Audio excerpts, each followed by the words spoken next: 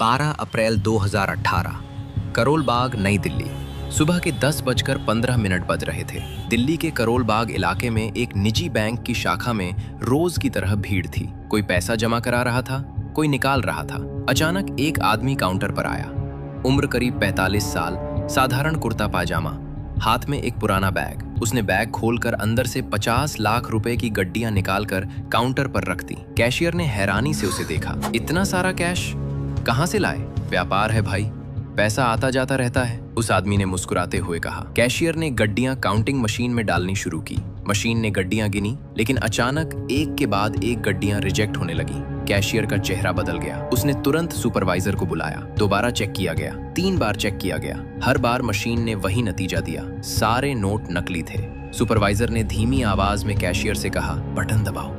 1 minute के अंदर bank के बाहर पुलिस की गाड़ी आकर रुकी। वो आदमी अब तक समझ चुका था कि उसकी चालाकी काम नहीं आई। पुलिस ने उसे हिरासत में ले लिया। 15 अप्रैल 2018, raw headquarter, Lodhi road. Raw के सीनियर ऑफिसर राजीव माथुर अपने केबिन में बैठे थे। सामने टेबल पर उन नकली नोटों की कुछ गड्डियां रखी थी। सामने खड़ा था रॉ का financial intelligence expert Abhijit Rao. ये नोट देखिए सर। अभिजीत ने एक नोट उठाकर रोशनी में दिखाया। वाटरमार्क, सिक्योरिटी थ्रेड, होलोग्राम, सब कुछ बिल्कुल असली जैसा। आरबीआई की मशीन भी इन्हें पहली बार में पकड़ नहीं पाएगी। राजीव ने नोट को ध्यान से देखा। इतनी शानदार नकली करेंसी, ये कहाँ छपी है? वही तो पहेली है सर। हमने उस शख्स से पूछताछ की। उसका नाम सुरेश गुप्ता है, दिल्ली का छोटा व्यापारी। उसने बताया कि ये नोट उसे नेपाल के एक सप्लायर ने दिए थे। उसे खुद नहीं पता था कि ये नकली हैं। नेपाल? वहाँ कौन छाप रहा है इतनी क्वालिटी की करेंसी? अभिजीत ने एक फाइल खोली। हमारी इंटेलिजेंस के मुताबिक नेपाल के विराटनगर शहर में एक प्रिंटिंग प्रेस है। वहां से पिछले 6 महीनों में भारत में करीब 100 करोड़ रुपए की नकली करेंसी भेजी जा चुकी है। राजीव ने आंखें सिकोड़ी। 100 करोड़? ये तो सीधा हमारी अर्थव्यवस्था पर हमला है। पाकिस्तान का काम लगता है। जी सर, आईएसआई ने ये पूरा ऑपरेशन चलाया है। उनका प्लान है कि इतनी नकली करेंसी बाजार में डाल दें कि असली रुपए की वैल्यू ही गिर जाए। आरबीआई को नए नोट छापने पड़े, महंगाई बढ़े, अर्थव्यवस्था कमजोर हो। राजीव खड़े हुए और खिड़की के पास जाकर बाहर देखने लगे। हमें उस प्रेस को बंद करवाना होगा, लेकिन नेपाल दूसरा देश है। वहां हम खुलकर एक्शन नहीं ले सकते। किसी अंडरकवर एजेंट की जरूरत होगी। अभिजीत ने कहा, सर मेरे पास एक नाम है, विक्रम जंग शाह, नेपाली मूल का भारतीय नागरिक। पिछले 10 सालों से हमारे लिए अंडरकवर काम कर रहा है। फिलहाल वो काठमांडू में एक नेपाली बिजनेसमैन के भेष में रहता है। बुलाओ उसे। मिशन का नाम होगा ऑपरेशन फेक नोट। 20 अप्रैल 2018, काठमांडू, नेपाल। विक्रम जंग शाह, करीब 38 साल, चुस्त दुरुस्त, नेपाली बिजनेसमैन की पोशाक में। वो एक रेस्टोरेंट में बैठा था। सामने बैठा था अभिजीत, जो साधारण पर्यटक के भेष में काठमांडू आया था। अभिजीत ने धीमी आवाज में कहा, विक्रम, हमें विराटनगर में एक प्रिंटिंग प्रेस के बारे में पता चला है। वहां से नकली करेंसी भारत भेजी जा रही है। तुम्हें वहां घुसपैठ करनी है। विक्रम ने चाय की चुस्की ली। Printing press? वो किसके नाम पर है? एक एनजीओ के नाम पर, नेपाल शिक्षा विकास संस्थान। ये एनजीओ पिछले 3 सालों से नेपाल के गरीब बच्चों के लिए किताबें छापने का काम कर रहा है, लेकिन असल में वहाँ नकली भारतीय करेंसी छप रही है। कौन चला रहा है इस एनजीओ को? अभिजीत ने एक फोटो निकालकर टेबल पर रखा। फोटो में एक 60 साल का आदमी था, सफेद बाल, चश्मा, शालीन चेहरा। ये शख्स है डॉक्टर अरुण प्रकाश चतुर्वेदी, पूर्व सांसद, उत्तर प्रदेश से। 2014 में राजनीति छोड़कर नेपाल चले गए। यहाँ आकर उन्होंने ये एनजीओ खोला।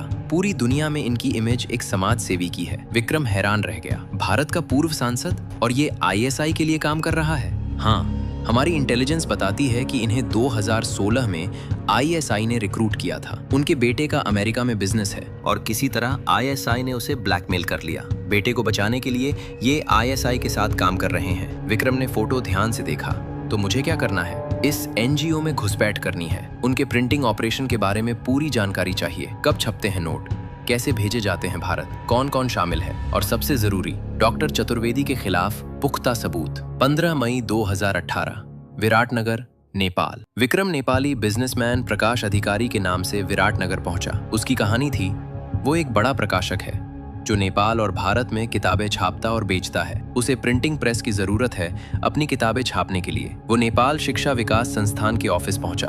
एक छोटा सा दफ्तर, बाहर बोर्ड लगा था, अंदर कुछ लड़कियां कंप्यूटर पर काम कर रही थीं। विक्रम ने पूछा, मुझे डॉक्टर चतुर्वेदी जी से मिलना है। रिसेप्शनिस्ट ने अंदर फोन किया। कुछ देर बाद एक आदमी आया, डॉक्टर चतुर्वेदी, उसी फोटो वाले शख्स, चेहरे पर मुस्कान, आंखों में शालीनता। आइए आइए बैठिए, कहिए कैसे मदद कर सकता हूँ। विक्रम ने अपनी कहानी सुनाई, कैसे वो एक प्रकाशक है, कैसे उसे अच्छी प्रिंटिंग प्रेस की जरूरत है। डॉक्टर चतुर्वेदी ने ध्यान से सुना। बिल्कुल भाई साहब, हम आपकी मदद कर सकते हैं। हमारी प्रिंटिंग प्रेस बहुत आधुनिक है, जर्मनी से मशीनें आयात की हैं। चलिए मैं आपको दिखाता हूँ। विक्रम मन ही मन मुस्कुराया। मछली कांटे पर लटक चुकी थी।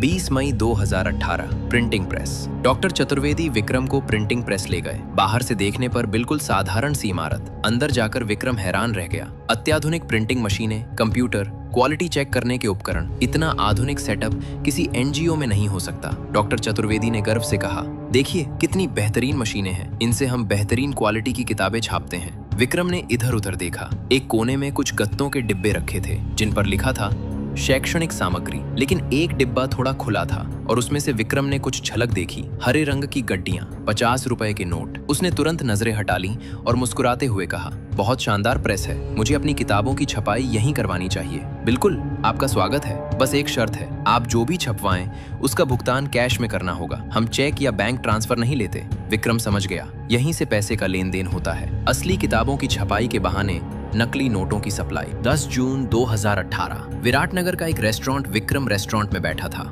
उसने एनक्रिप्टेड फोन से अभिजीत को मैसेज भेजा, मछली मिल गई, अब जाल बिछाने की जरूरत है। अगले दिन विक्रम डॉक्टर चतुर्वेदी के पास गया। डॉक्टर साहब, मुझे एक बड़ा ऑर्डर मिला है, उत्तर प्रदेश सरकार के लिए स्कूल की किताबें छापनी है, 50 लाख रुपए का ऑर्डर, लेकिन मेरे पास अभी पूरा पैसा नहीं है, आप थोड़ा एडवांस में काम शुरू कर सकते हैं। डॉक्टर चतुर्वेदी की आंखें चमक उठी। 50 लाख, बहुत बढ़िया, आप 10 लाख एडवांस दे दीजिए, हम काम शुरू कर देते हैं। विक्रम ने मुस्कुराते हुए कहा, डॉक्टर साहब, मैं नेपाल में नया हूँ, इतना कैश लेकर घूमना ठीक नहीं, मैं आपको चेक दे देता हूँ। नहीं भाई, सिर्फ कैश, हमारी नीति है। ठीक है, मैं कल तक इंतजाम कर लूंगा। विक्रम को अब पक्का यकीन हो गया था, डॉक्टर चतुर्वेदी असली कारोबार के नाम पर नकली नोटों का धंधा चला रहे हैं। 15 जून 2018, काठमांडू। विक्रम काठमांडू में अभिजीत से मिला। सब कुछ साफ है, वहाँ नकली नोट छप रहे हैं। मैंने खुद एक डिब्बे में 50 की गड्डियां देखी। डॉक्टर चतुर्वेदी के अलावा वहाँ 3 और लोग काम करते हैं, 2 नेपाली और 1 पाकिस्तानी। वो पाकिस्तानी ही असल में मास्टरमाइंड है, उसका नाम हनीफ है,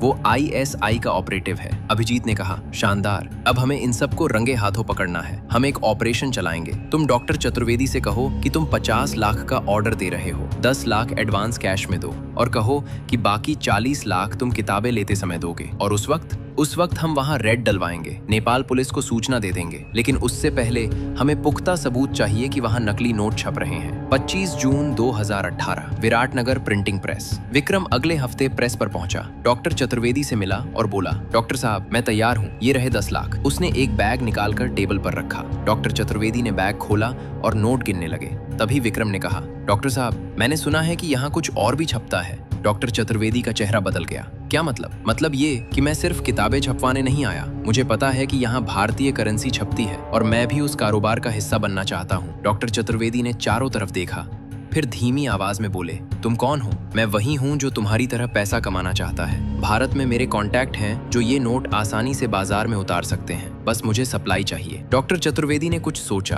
फिर बोले, ठीक है, कल रात 11 बजे आना, तब यहाँ कोई नहीं होगा, मैं तुम्हें सब दिखाऊंगा। 26 जून 2018, रात 10:45 बजे विक्रम प्रेस के बाहर खड़ा था। उसकी जेब में एक छोटा सा कैमरा था जो लगातार रिकॉर्डिंग कर रहा था। वो अंदर गया। डॉक्टर चतुर्वेदी उसे लेकर प्रेस के अंदरूनी हिस्से में गए। वहाँ एक अलग कमरा था जो बाहर से बंद रहता था। अंदर जाकर विक्रम ने देखा 3 बड़ी प्रिंटिंग मशीनें और उन पर छप रहे थे 500 रुपए के नोट। एक शख्स वहाँ खड़ा था, हनीफ, वो पाकिस्तानी। उसने विक्रम को देखा तो चौंका, ये कौन है? हनीफ ने डॉक्टर चतुर्वेदी से पूछा, ये हमारा नया पार्टनर है, भारत में हमारे नोटों की डिमांड बढ़ गई है तो हमें वहाँ किसी चाहिए। हनीफ ने विक्रम को शक से देखा, तुम कहाँ से आए हो? बिहार से, पटना में मेरा व्यापार है, वहाँ मुझे असली नोटों की कमी है, ये नोट मेरे लिए वरदान है। हनीफ थोड़ा शांत हुआ। उसने विक्रम को प्रेस दिखानी शुरू की। देखो, ये जर्मनी की मशीनें हैं, एक दिन में 2 करोड़ रुपए छाप सकती हैं और क्वालिटी इतनी शानदार कि RBI भी नहीं पकड़ सकता। विक्रम ने मशीनों को ध्यान से देखा। उसकी जेब का कैमरा सब रिकॉर्ड कर रहा था, मशीनें, तस्वीरें, नोट, हनीफ, डॉक्टर चतुर्वेदी, सब कुछ। 27 जून 2018 सुबह 4 बजे